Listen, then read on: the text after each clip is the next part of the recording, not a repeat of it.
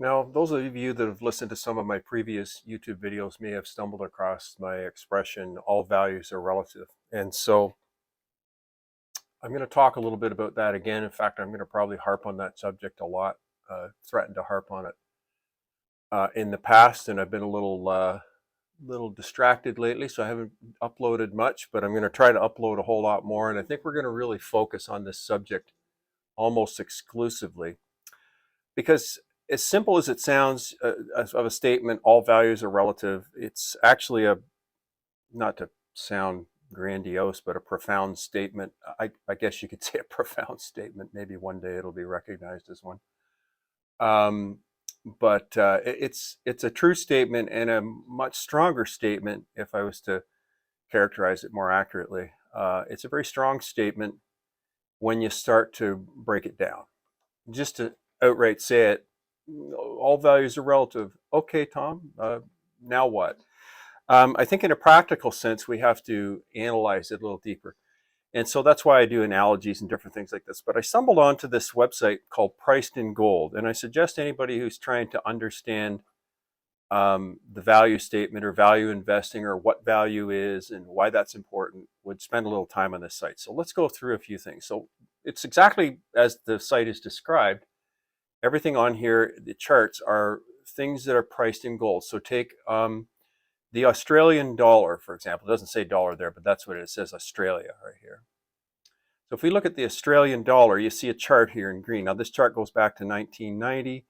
There's a chart below that, it's somewhat different, but we'll just stick with this top chart here in green. So you can see it's a downward trend, which looks negative, right? Oh, that's bad, right? But what you're really looking at here is the Australian dollar priced in milligrams of gold, and it's a downward trending line. So what does that mean? It means that the fact that it's downtrending means that it would take less and less gold to buy the Australian dollar. Like we're used to paying dollars for gold, right? But what if we reverse that? What if we buy Australian dollars with gold? We would need less and less gold to buy the Australian dollar.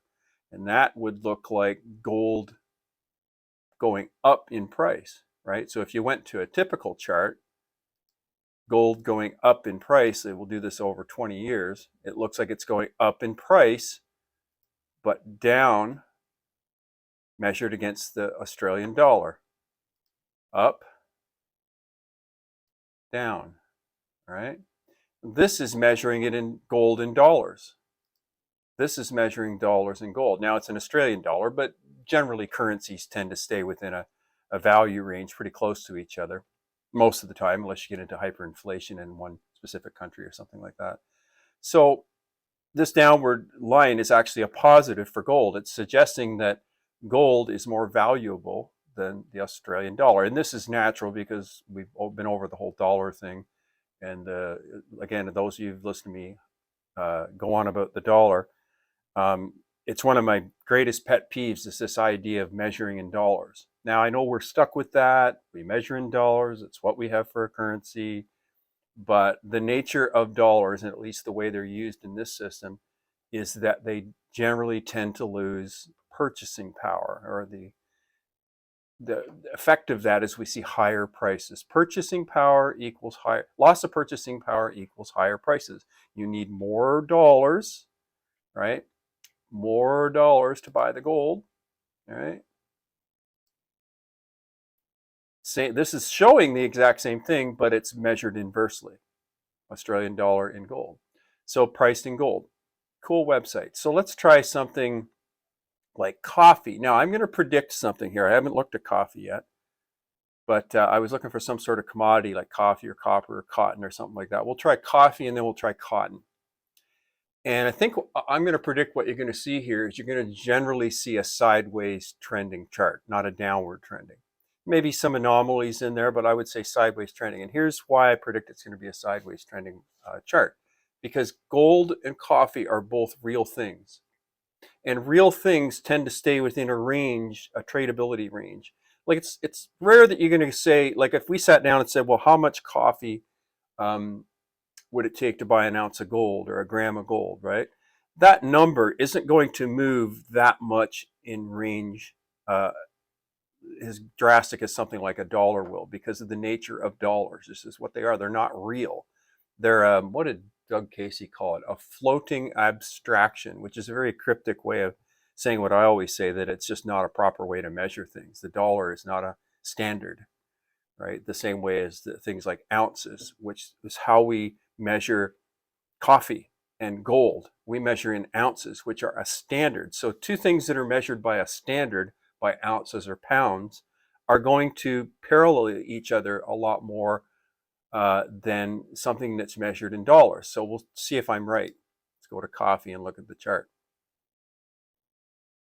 Now, other than this crazy anomaly back here in the 1994 through 2002, generally it's trending pretty much sideways on a little bit of a downward trend, meaning that coffee is losing ground to gold again. Gold is more valuable, but you won't, I think, see the crazy breakout ranges that you do when things are measured in various dollars. Like, let's go to the US dollar again, another US dollar down here. I would assume it's here.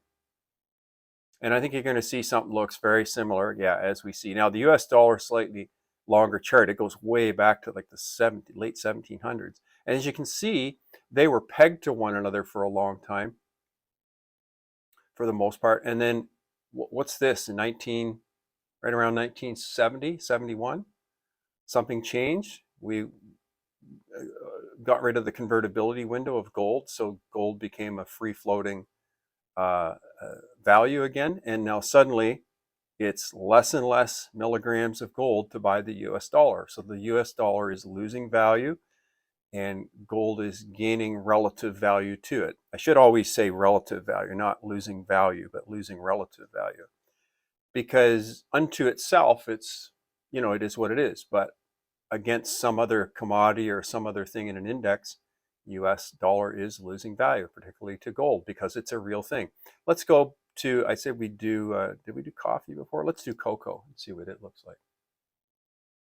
I'm willing to bet this is also trending generally sideways with some anomalies. See, it's a far more of a sideways market that just tends to go up, down, and it keeps reverting to the mean, right? Now, gold is breaking out a little bit right now, and has been, and what this is showing, this downward trend is showing that it's increasing in dollar value quicker than cocoa is. But again, because they're both real things, unless we have some really strange like tulip mania, if you've never looked up the tulip mania, I really want to see crazy relative values go askew in manias.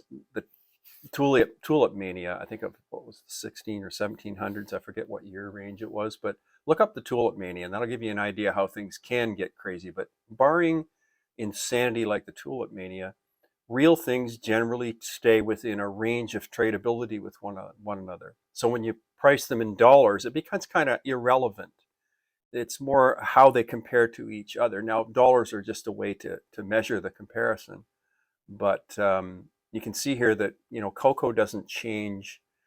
If you took a trend line through that, it's not super unstable, and it's more likely in a trading range like this to correct itself and go back to the mean. So it stays within an average that's closer. Now let's try something else that's a solid thing. What did we do? We did coffee, we did cocoa. Let's try copper. See what that looks like. Yeah, got a customer coming in here, so I'm going to have to cut this short, but there's the beeper for the door. But see, even more so, tradability range, it stays relatively even. Oh, there goes trimming. So pricing gold, check it out, folks. It's a pretty interesting site. It'll give you some insights into relative values. Have a great day. Thanks for listening.